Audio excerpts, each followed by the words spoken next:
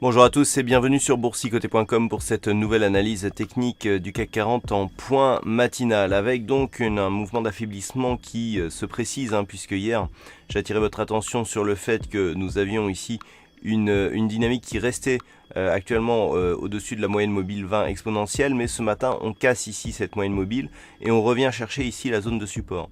Donc comme je vous l'indiquais, en cas de rupture ici de la moyenne mobile, ce support était la limite d'une phase de consolidation plus profonde. Du point de vue des indicateurs, nous sommes ici sur un mouvement baissier du RSI qui donc nous donne un signal de consolidation confirmé ici par le MACD. D'ailleurs, le MACD nous donne un très bon point de retournement par rapport à la zone de point haut. Du point de vue stochastique, on était sur une dynamique de consolidation mais qui s'est annulée depuis. On est ici à la limite de la zone de survente, ce qui en cas d'entrée dans cette zone confirmerait la pression baissière qui s'exerce sur l'indice parisien actuellement.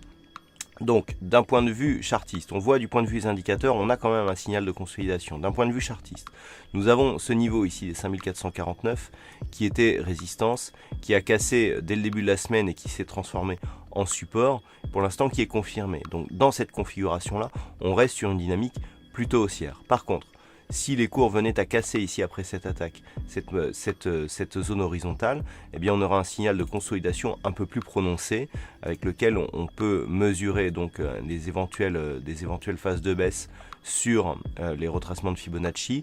Donc vous voyez qu'on est en train ici de tester le retracement à 23,6%.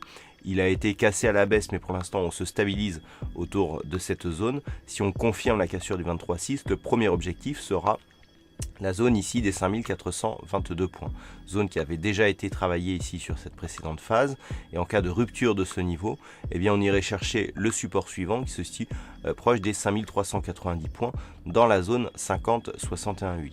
Donc pour l'instant, on est dans une phase de neutralisation de la dynamique. Je rappelle qu'une évolution entre le point haut et le retracement à 23,6% est une neutralisation. Au-delà du 23,6, première consolidation jusqu'au 38,2. Au-delà du 38,2, objectif 50-61,8 avec ici la zone des 5390 points.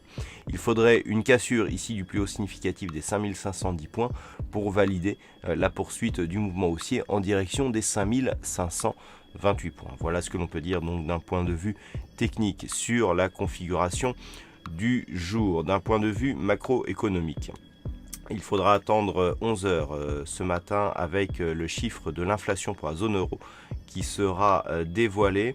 Cet après-midi, du côté outre-Atlantique, alors nous aurons le PIB de quelques pays périphériques, avec le Brésil notamment.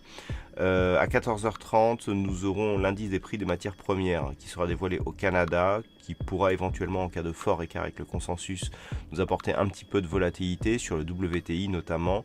Et puis ensuite, il faudra attendre 16 heures avec l'indice du Michigan pour éventuellement avoir des données macro qui provoqueront un petit peu de volatilité.